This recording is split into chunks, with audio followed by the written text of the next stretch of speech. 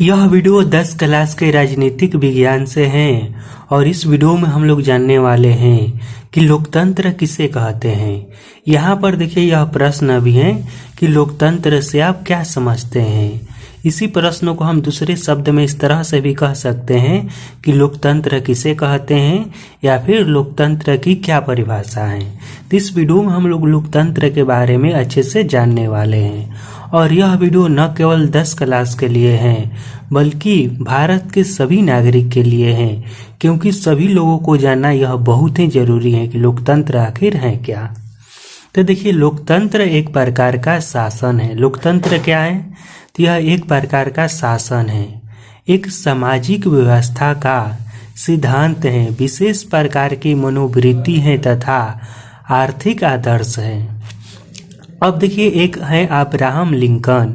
इनके अनुसार लोकतंत्र क्या है? तो देखिए अब्राहम लिंकन ने लोकतंत्र के बारे में कहा है कि लोकतंत्र जनता का, यह जो परिभाषा है ना इनका अब्राहम लिंकन का, यह परिभाषा सबसे अधिक प्रसिद्ध है लोकतंत्र का।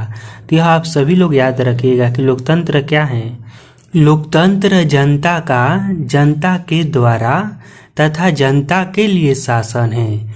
इस प्रकार लोकतंत्र जनता का शासन है और यह जो परिभाषा है यही परिभाषा सबसे अधिक प्रसिद्ध है।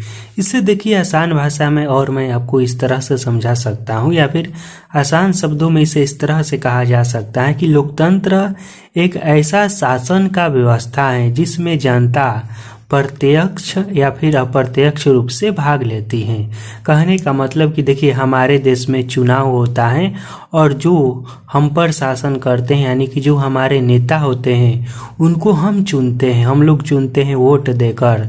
तो इस तरह से जहाँ पर नियम व्यवस्था है ना उसे लोकतंत्र ही कहा जाता है। ठीक, अब देखिए लोकतंत्र में जनता मतदान के द्वारा अपने प्रतिनिधि चुनती हैं।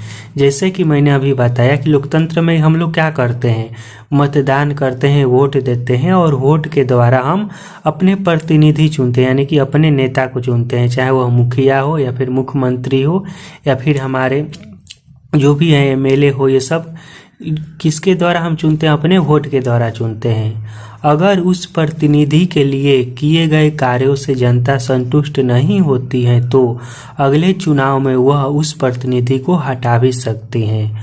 और जो हम नेता चुनते हैं अपने लिए, यदि वह हमारे लिए अच्छा कार्य नहीं करते हैं तो हमारे पास यह अधिकार होता है कि हम अपने वोट के द्वारा उसमें वोट न देकर अगले 5 वर्षों के बाद उसे हम हटा भी सकते हैं। ठीक, एक अच्छा लोकतंत्र वह है जिसमें राजनीतिक और सामाजिक न्याय के साथ साथ आर्थिक न्याय की व्यवस्था भी हो।